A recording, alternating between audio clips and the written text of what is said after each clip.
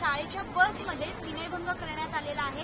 सातत्याने बदलापूरमधल्या घटना ज्या आहेत त्या अशा पुढे येतात। एकदा खरं तर अक्षय शिंदेला एन्काउंटर झाला, त्यानंतर देखील कुठेही गोष्टी कमी होताना पाहायला मिळत नाहीयेत। कसं बघता महिला?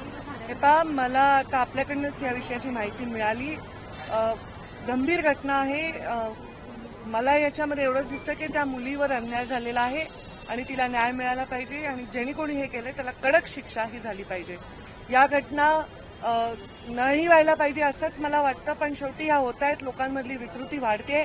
पण याचं रिपोर्टिंग वाढलं आणि त्याच्यामध्ये कन्व्हिक्शन वाढलं तर त्यांना शिक्षा शासन झालं तर नक्कीच त्या मुलींना न्याय मिळेल आणि त्या शासनाकडे बघून लोक, त्या शिक्षेकडे बघून लोक या धजावणार नाहीत भविष्यामध्ये, असं मला वाटतं।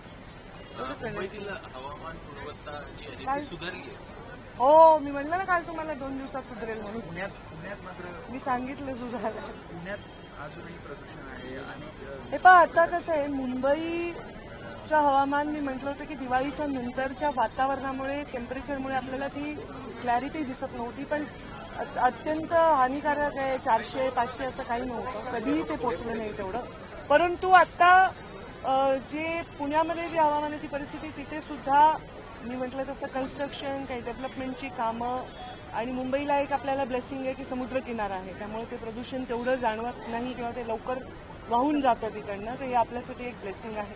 त्यामुळे जागरूकता प्रदूषणाच्या बाबतीत पाहिजे। प्रदूषणाच्या विरोधात लोकांनी म्हणजे उभं राहून, नागरिकांपासून ते आमच्यासारख्या मंत्र्यांपर्यंत, प्रशासनाच्या सगळ्या लोकांनी जागरूकता बाळगली पाहिजे। जे आम्ही वरचेवर AI वापरणार आहोत, त्याच्यामुळे काय होईल की खोटी रिपोर्टिंग बंद होईल आणि डुप्लिकेशन बंद होईल आणि आपल्याला ह्युमन इंटरफेरन्स शिवाय आपल्याला रिअल रिपोर्टिंग मिळेल आणि मग त्याच्यावर आपल्याला काम करता येईल। पर्यावरण तज्ञ सांगतात की जर याचा प्रदूषणाचा उपाय इलेक्ट्रिक व्हेकल हा मोठ्या प्रमाणात मी स्वतः आता बघितलं, इलेक्ट्रिक व्हेकलमध्येच येते, म्हणजे मी ती शहरातच वापरू शकते कारण ती खूप लांब जात नाही, माझा प्रवास खूप असतो, पण मी स्वतः सुरुवात केली की मी इलेक्ट्रिकल व्हेकल वापरते।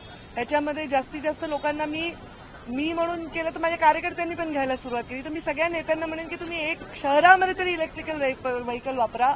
सगळ्या मीडियालाही आवाहन करेन की तुमच्या एडिटर्सनी सगळ्यांनी इलेक्ट्रिकल व्हेकल वापरा आणि प्रदूषणाला त्याच्यामध्ये आपल्याला बरंच आळा करता येईल। पण इलेक्ट्रिकल व्हेकल वापरली तर तुम्हाला ऊर्जा वापरावीच लागेल, मग ती ऊर्जा कुठून तरी कोलमधून येईल, कुठून हायड्रोमधून येईल, तर अल्टिमेटली ती पर्यावरणाशी निगडीतच राहील।